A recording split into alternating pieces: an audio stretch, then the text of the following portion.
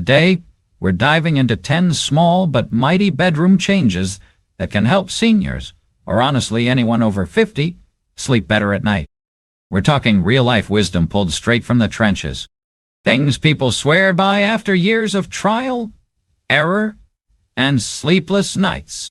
Some of these ideas are surprisingly simple, a little weird, and totally not what you'd expect, but they just work.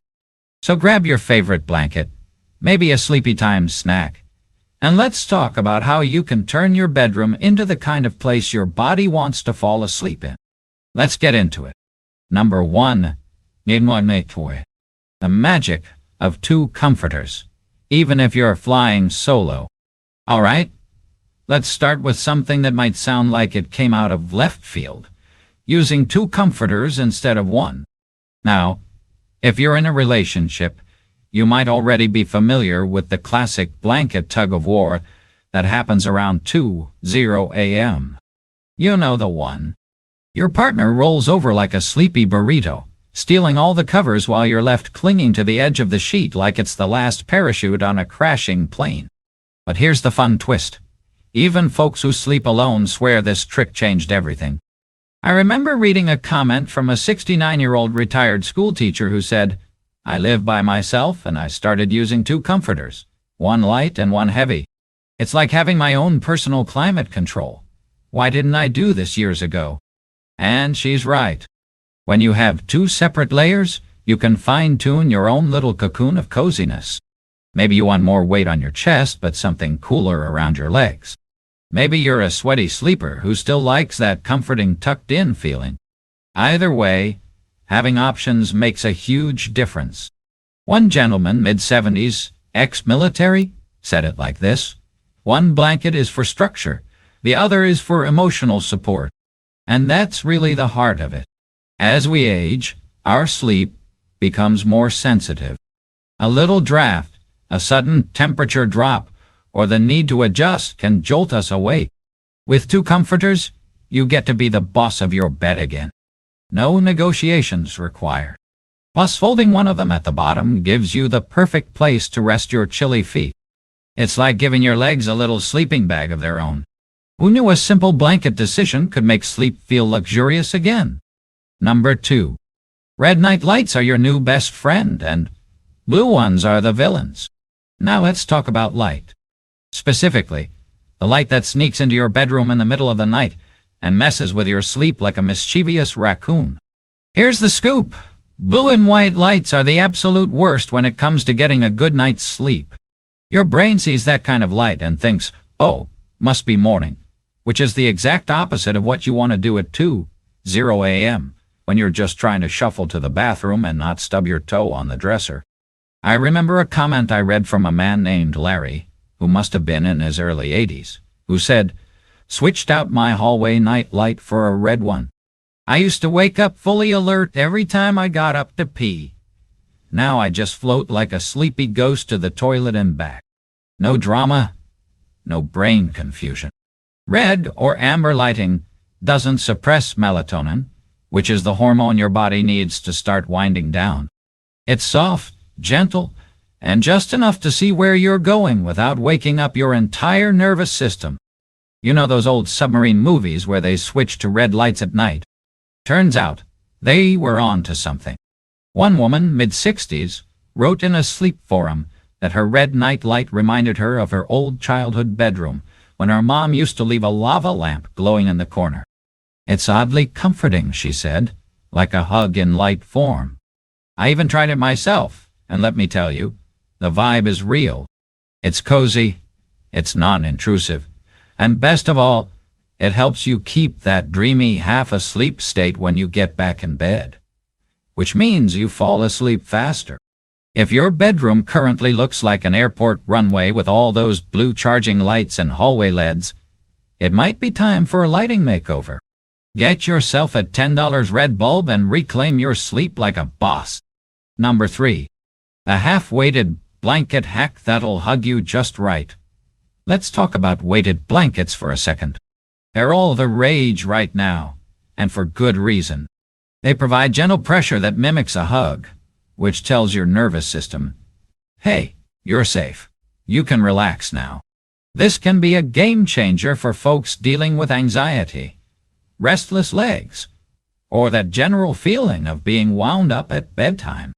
But, and this is a big but, they can also be hot, heavy, and honestly kind of overwhelming if you're not used to them. So what did all these smart folks on forums start doing? They hacked it. Instead of covering their whole body with a weighted blanket, they only placed it over their legs. That's it. Just the lower half. One guy in a senior health group, probably in his late 60s, said, "I used to use the full blanket and wake up drenched like I ran a marathon in my sleep. Now I just throw it over my calves and knees. I fall asleep faster, and I'm not waking up sweating like a roast chicken. And here's the beautiful part.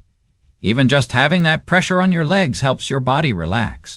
For people with restless leg syndrome or nighttime twitching, this can be a total game changer."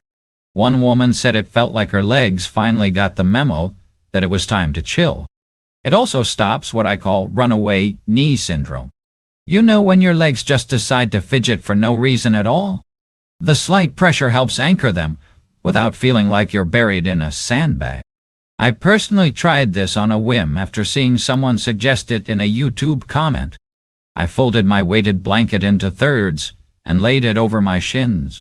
That night, I actually fell asleep during the podcast intro. That never happens. I woke up like, what sorcery is this? So if you've tried weighted blankets and felt like they were more punishment than pleasure, give this modified method a go. Your legs will thank you, and your sleep might finally stop playing hard to get. Number 4.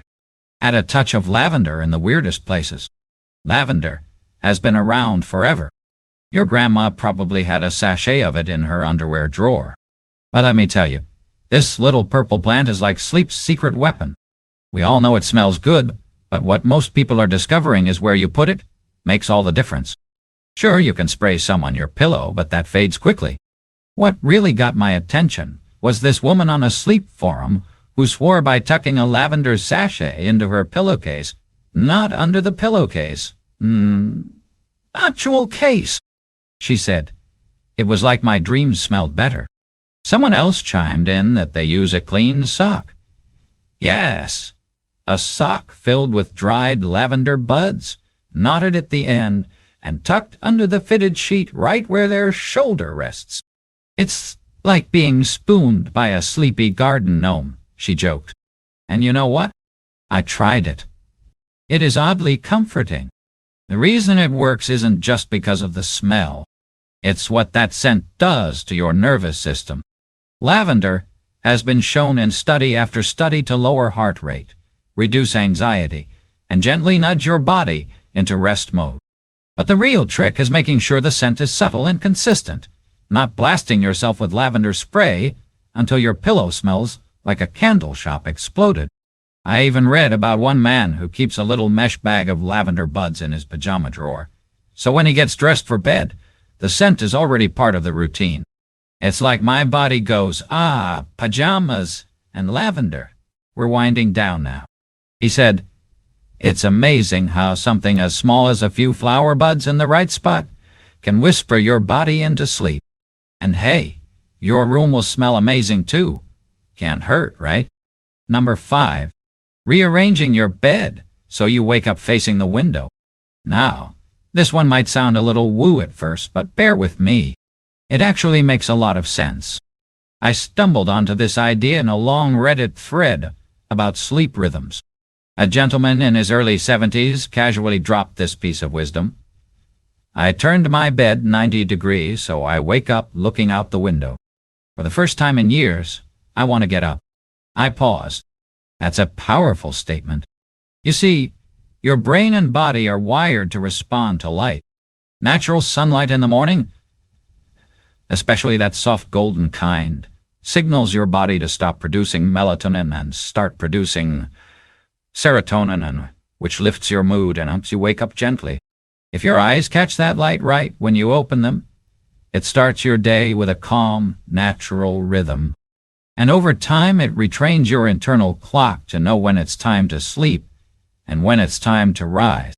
One woman on a forum described how she'd always woken up facing a blank wall and felt groggy for hours. Then, she rearranged her bedroom during spring cleaning so her head was near the foot of the bed, and bam! The first thing she saw each morning was the maple tree outside dancing in the breeze. She wrote, "It's like nature gently taps me on the shoulder and says, 'Hey there, it's a new day.'" Now, I'm not saying you need to do a full HGTV-style room makeover. Just try flipping the bed or swapping ends for a few nights. I did it myself and realized the old headboard spot was actually right under the vent. No wonder I kept waking up with a dry throat. Plus, facing the window gives you something beautiful to greet you every day. Birds, sunlight, a bit of sky. There's something soul-settling about it. It's a simple change, but it turns your morning from here we go again to okay. Maybe this won't be so bad. Sometimes, all it takes is a new perspective. Literally. Number 6. Place a heating pad at the foot of the bed, set on timer. If you've ever tried to fall asleep with cold feet, you know the struggle is real. You can be buried under 5 layers of blankets, but if your toes are icicles, sleep just won't come. It's like your whole body is on strike, waiting for your feet to catch up. That's why so many seniors, and a few very wise younger folks swear by this simple trick. Put a heating pad at the bottom of your bed. One woman in her 60s shared how she started doing this after reading about it on a fibromyalgia support forum. "I lay it across the bottom sheet under the comforter, like a little foot spa," she said. "Set the timer for 30 minutes and by the time it shuts off, I'm already drooling on the pillow." It's not just about comfort, it's science. Warm feet help your blood vessels dilate, which tells your brain that your body is relaxed and ready for rest. Cold feet, on the other hand, keep your body on alert. It's a primal thing. Thousands of years ago, cold feet meant danger. Nowadays, it just means you'll be tossing and turning while muttering about thermostat settings. A guy on YouTube, a hilarious retiree with a beard like Santa, said he called his foot heating pad the negotiator because it finally got his feet and brain to agree on bedtime. The best part? You don't need a fancy gadget. A basic $15 heating pad from the drugstore works perfectly. Just make sure it has a safety shut-off timer. You want warm toes, not a scorched mattress. I like to turn it on 15 minutes before I climb into bed, so it's already toasty when I slip under the covers. Honestly, it makes going to bed something I look forward to. It feels luxurious, like I'm treating myself.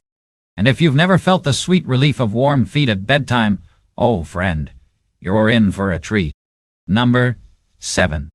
Declutter, but emotionally too. We all know clutter can mess with your head. You walk into your bedroom planning to wind down, and suddenly your eyes land on that chair.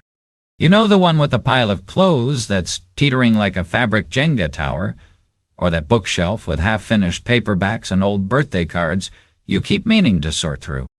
It's like your bedroom is quietly whispering, "You've got things to do, buddy," right when you're trying to shut down. I once read a comment from a retired nurse who said, "When I cleared my bedroom of unfinished business, I started sleeping like a teenager again." She wasn't talking about the big stuff either. Just a couple of dusty projects, a box of photos she hadn't looked at in years, and a sewing kit that mocked her every night. The science backs her up. Visual clutter increases cortisol levels, the stress hormone, and while your body may be horizontal, your brain is still processing all those silent to-dos. But here's where it gets interesting.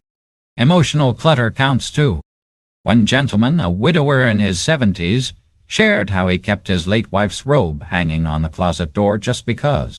And every night he'd glance at it and feel both comforted and a little heavy-hearted. "I didn't realize it was affecting my sleep until I took it down and folded it into a memory box," he said. "It's still with me, just not in the same way." That one hit me. So sometimes, decluttering isn't just about freeing up space. It's about making peace with what you're holding on to. Your bedroom should feel like a hug, not a reminder list. You don't need to go full Marie Kondo. Just ask yourself, is this calming? Or is it quietly nagging me? The goal is to walk into your bedroom and feel like your brain can finally let out a long, relieved sigh. Number 8. Best. Switch to soft brushed cotton or bamboo sheets. All right, let's talk sheets. And no, not the scratchy polyblend ones you've had since Clinton was in office. I'm talking about the sheets that make you want to shimmy into bed like a sleepy burrito. There's something absolutely magical about soft, breathable sheets, especially as we get older and our skin becomes more sensitive. One Redditor said it perfectly. I finally bought bamboo sheets, and now I sleep like a spoiled cat in a 5-star hotel. I laughed out loud, but also immediately clicked the link. Brushed cotton and bamboo have this cool but cozy feel.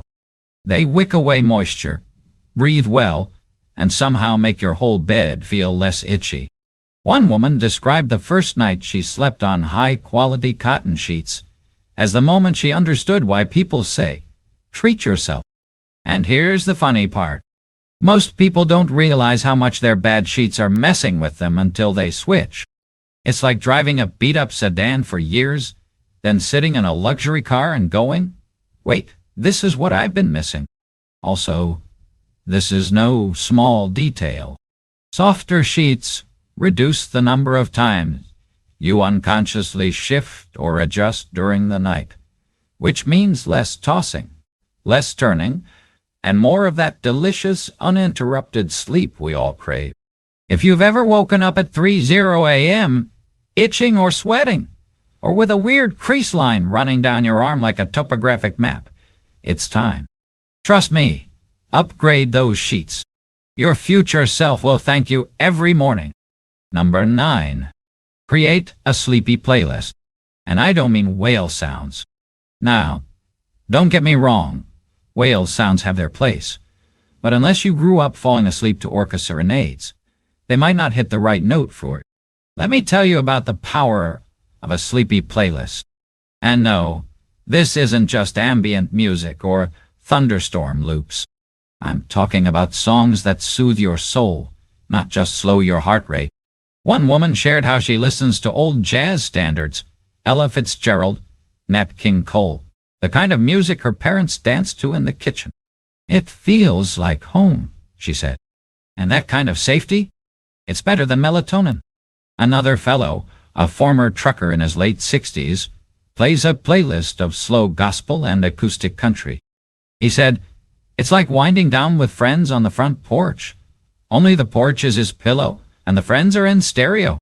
I personally have a playlist I call the Pillow Hour.